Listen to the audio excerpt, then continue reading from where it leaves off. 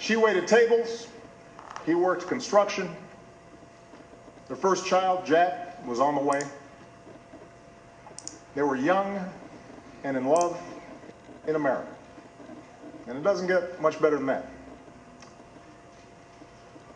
If only we had known, Rebecca wrote to me last spring, what was about to happen to the housing and construction market. As the crisis worsened, Ben's business dried up. So he took what jobs he could find, even if they kept him on the road for long stretches of time. Rebecca took out student loans and enrolled in community college and retrained for a new career. They sacrificed for each other. And slowly it paid off. They bought their first home. They had a second son, Henry. Rebecca got a better job and then a raise. Ben's back in construction and home for dinner every night. It is amazing, Rebecca wrote, what you can bounce back from when you have to. We are a strong, tight-knit family who has made it through some very, very hard times.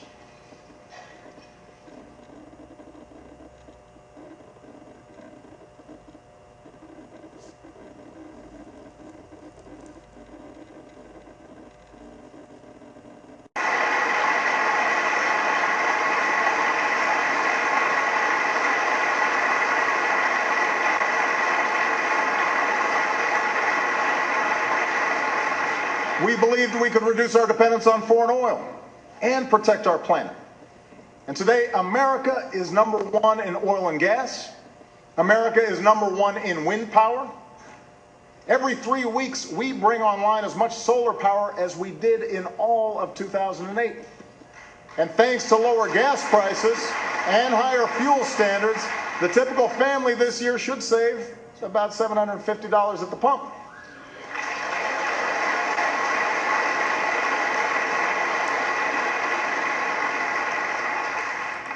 We believed we could prepare our kids for a more competitive world. And today, our younger students have earned the highest math and reading scores on record. Our high school graduation rate has hit an all-time high. More Americans finish college than ever before.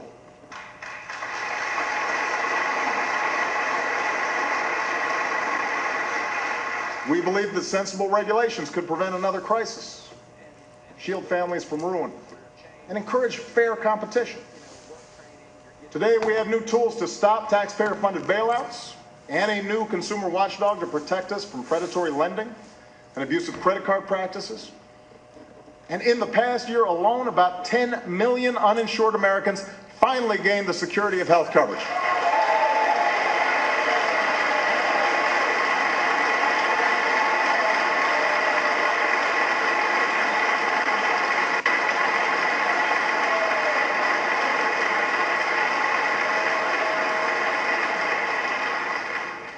At every step, we were told our goals were misguided or too ambitious, that we would crush jobs and explode deficits. Instead, we've seen the fastest economic growth in over a decade, our deficits cut by 2/3, a stock market that has doubled, and healthcare inflation at its lowest rate in 50 years.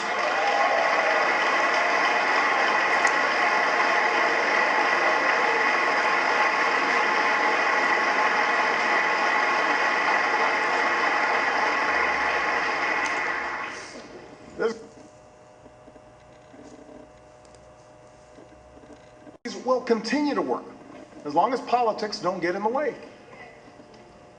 We can't slow down businesses or put our economy at risk with government shutdowns or fiscal showdowns. We can't put the security of families at risk by taking away their health insurance or unraveling the new rules on Wall Street or refighting past battles on immigration when we've got to fix a broken system. And if a bill comes to my desk that tries to do any of these things, I will veto it. It will have earned my veto.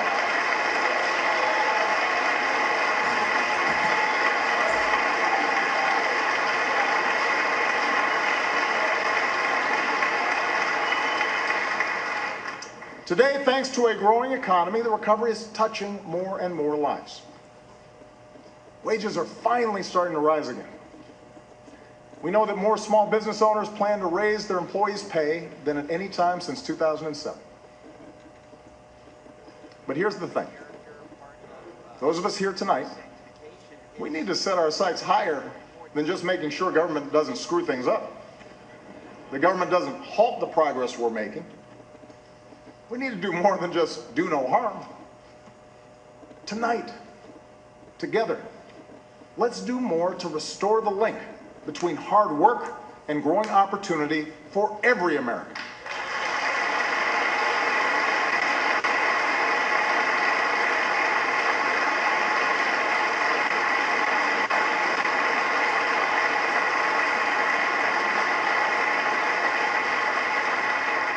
Because families like Rebecca's still need our help.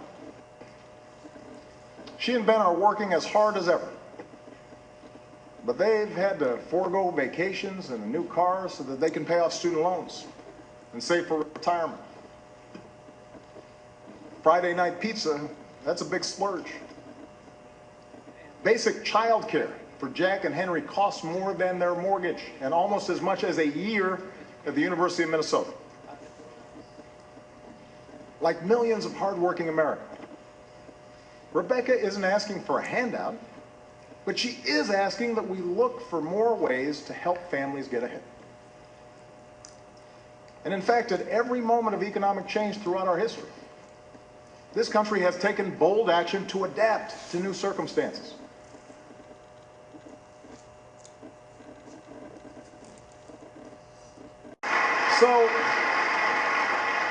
So what does middle-class economics require in our time?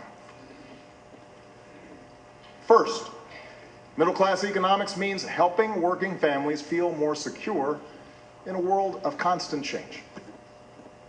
It means helping folks afford childcare, college, healthcare, a home, retirement. And my budget will address each of these issues, lowering the taxes of working families and putting thousands of dollars back into their pockets each year.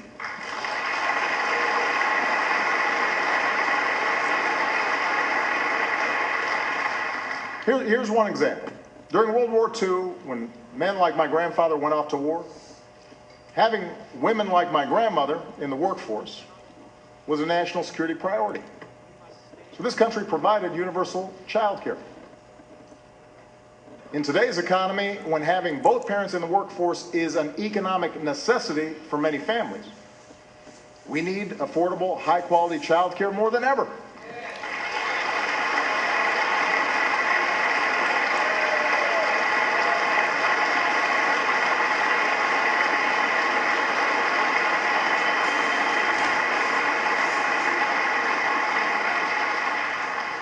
It's not a nice to have.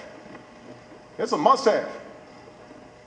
So it's time we stop treating childcare as a side issue or as a women's issue and treat it like the national economic priority that it is for all of us.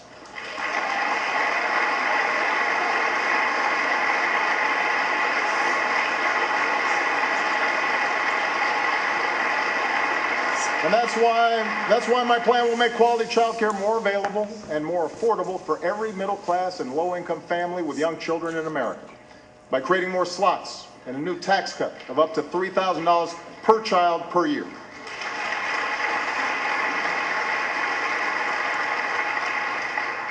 Here's another example. Today, we are the only advanced country on earth that doesn't guarantee paid sick leave or paid maternity leave to our workers.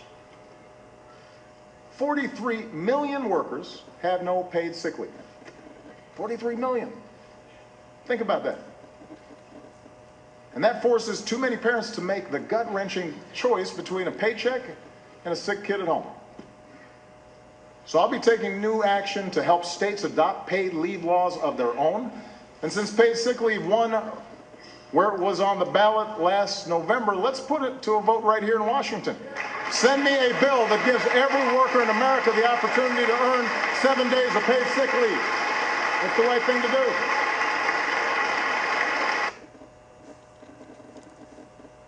And for doing the same work.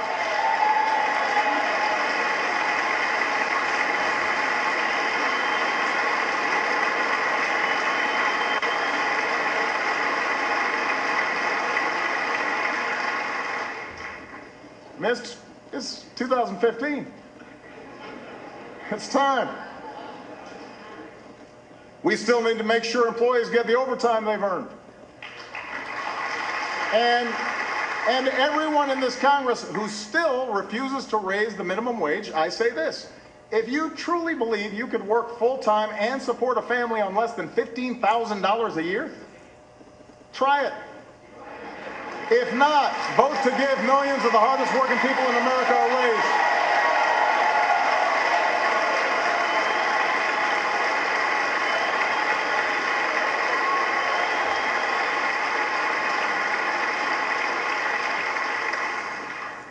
Now, these ideas won't make everybody rich, won't relieve every hardship. That's not the job of government. To give working families a fair shot, we still need more employers to see beyond next quarter's earnings and recognize that investing in their workforce is in their company's long-term interest. We still need laws that strengthen rather than weaken unions and give American workers a voice. But you know, things like child care and sick leave and equal pay, things like lower mortgage premiums and a higher minimum wage, these ideas will make a meaningful difference in the lives of millions of families. That's a fact. And that's what all of us, Republicans and Democrats alike, were sent here to do. And second, to make sure folks keep earning higher wages down the road, we have to do more to help Americans upgrade their skills. You know, America thrived in the 20th century because we made high school free, sent a generation of GIs to college, trained the best workforce in the world. We were ahead of the curve. But other countries caught on. And in a 21st century economy that rewards knowledge like never before, we need to up our game. We need to do more.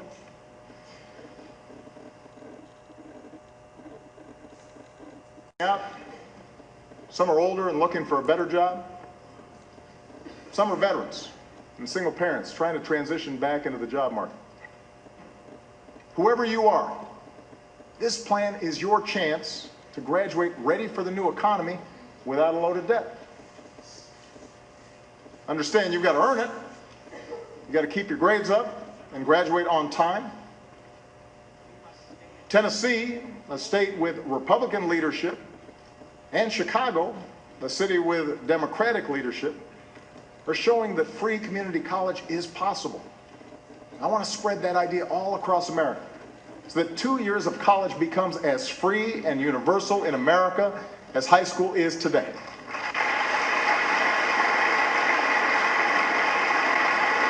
Let's stay ahead of the curve. And I want to work with this Congress to make sure those already burdened with student loans can reduce their monthly payments so that student debt doesn't derail anyone's dreams.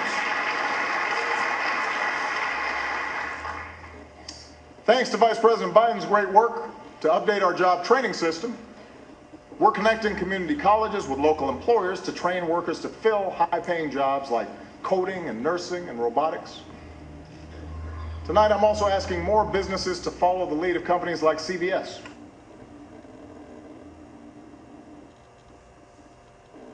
Apprenticeships, opportunities that give workers the chance to earn higher-paying jobs even if they don't have a higher education. And as a new generation of veterans comes home, we owe them every opportunity to live the American dream they helped defend. Already we've made strides towards ensuring that every veteran has access to the highest quality care. We're slashing the backlog that had too many veterans waiting years to get the benefits they need. And we're making it easier for vets to translate their training and experience into civilian jobs. And joining forces, the national campaign launched by Michelle and Jill Biden. Thank you, Michelle. Thank you, Jill. Has helped nearly 700,000 veterans and military spouses get a new job.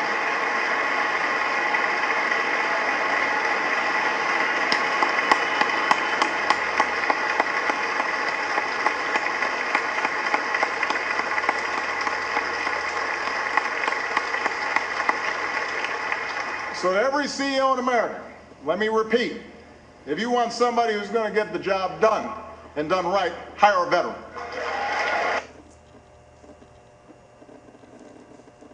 Our manufacturers have added almost 800,000 new jobs. Some of our bedrock sectors, like our auto industry, are booming. But there are also millions of Americans who work in jobs that didn't even exist 10 or 20 years ago. Jobs at companies like Google and eBay and Tesla. So no one knows for certain which industries will generate the jobs of the future. But we do know we want them here in America. We know that.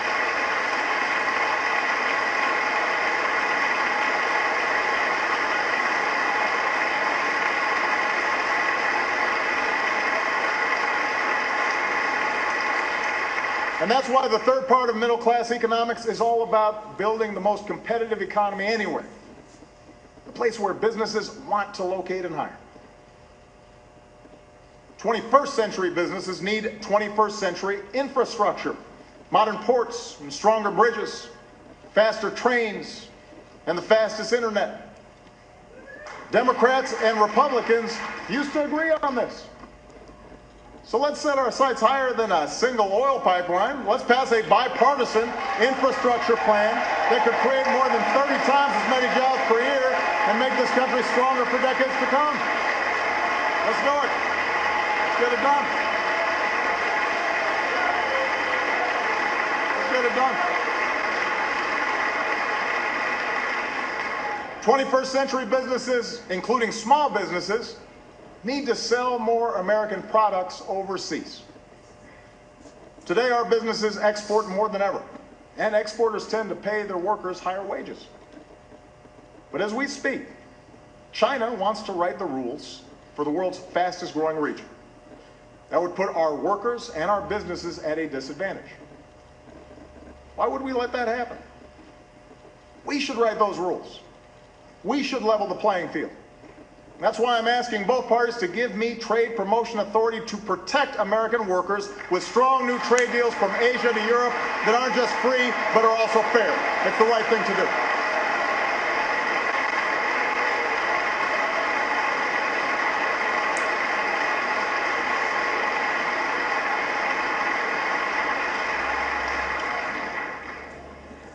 Look, I'm the first one to